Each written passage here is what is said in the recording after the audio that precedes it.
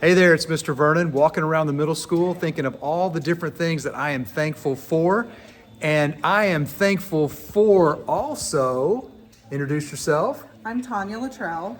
You know, this yesterday, we had one of the greatest performances ever at our Veterans Day ceremony.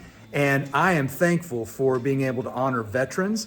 And not only do I have the mother of one of our great performers, but she's also working hard as a sub in our building today, helping us out a ton in our STEAM lab.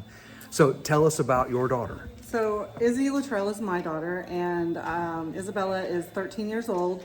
She has been taking music lessons for about 3 years, first at ARA, which has a Bixby location, as well as others.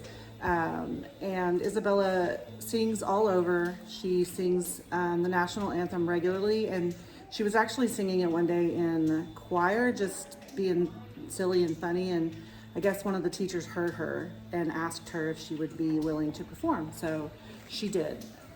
It was phenomenal. I mean, we had people teary-eyed, and I want to thank you again for not only sending us your child and trusting us with her, and then also working in our building and helping us out in the STEAM lab. You're so welcome. It's a great thing. Well, it's an honor to be part of Bixby, and we love Bixby, and I'm so thankful that Isabella has the opportunities that she does here at Bixby, because she has some great teachers, and there's been great opportunities. You know, in 6th grade, she went with Mr. Winrick to the Oklahoma City, I think it was called the Heartland Festival, and they won. They beat out high schoolers in 6th grade. Listen, I'm going to try to get a signature for her from her before she becomes famous. We'll get you an autograph photo. Thank you.